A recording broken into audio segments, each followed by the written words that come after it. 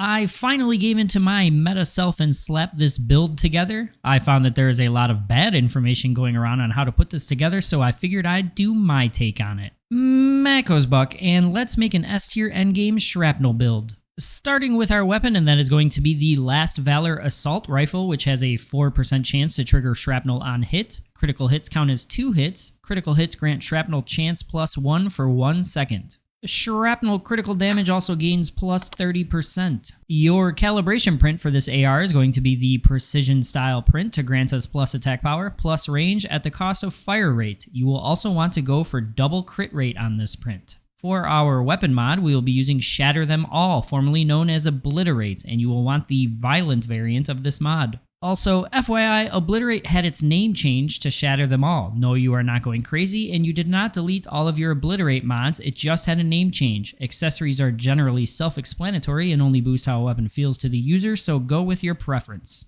Usual favorites are those that boost accuracy, stability, and mag size. Now that our weapon is set up, let's move on to the key armor piece, and that is going to be the Beret helmet, which grants +1 to shrapnel hit part. For our gear set, we will be stacking crit rate and crit damage, so we'll be going with the 4-piece Lone Wolf gear set. 1 piece of Lone Wolf gear set grants you plus 10% to magazine capacity, and 2 pieces grants plus 5% to crit rate. 3 pieces get 1 stack of Lone Shadow with every 2 weapon critical hits. Lone Shadow grants 6% crit damage for 30 seconds and can stack up to 8 times. With 4 pieces of Lone Wolf, you increase your max stacks of Lone Shadow up to 10 and gain an additional crit rate of 8% for 2 seconds after reloading. With our 1 remaining open armor slot, we will be using 1 piece of the Bastille gear set to get 10% weapon damage whenever our HP is above 70%. Now that our armor pieces are in order, it is time to mod them, starting with the helmet. We will be using Momentum Up Violent, fire rate plus 10% for the first half of the mag, and weapon damage plus 30% for the bottom half of the mag. Our mass mod will be Targeted Strike Violent, gain 10% crit rate and 25% crit damage when hitting marked enemies. This essentially means you will be running a secondary weapon that applies the bullseye effect and swapping to the Last Valor AR that will now benefit from the added crit rate and crit damage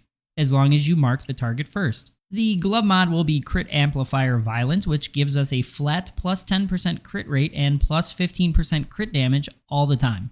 Moving on to the shoes mod, and that will be Covered Advanced Violent, taking no damage for 4 seconds, grants plus 20% to melee weapon and status damage. Your pants mod will be Deadshot Violent, each crit hit by non-melee weapons grants plus 5% crit damage up to 45%. The effect is reset upon reloading. And lastly, your chest mod will be the Crit Damage Enhancement Blue chest mod with the Violent variant for plus 2% to crit rate and plus 12% to crit damage. You may have noticed I said to run the Violent variant of every single one of your mods. This is so that your tier 2 substat on your mod will always be crit damage. Other mod substats to go for will be damage to great ones, weapon damage, and damage to elites. Your secondary weapon will be one that can apply the bullseye effect, so your options will be the Bingo Sniper Rifle, Wildfire Pistol, or Purple Recurve Bow. You will want to mod any of them with the Vulnerability Amplifier mod. The bullseye effect adds 8% extra vulnerability. Your melee weapon is preference, however, if you want to cheese DPS, you can use the Long Axe melee weapon to apply Fortress Warfare to yourself. However, this DPS rotation is pretty goofy and not needed to clear any difficulty of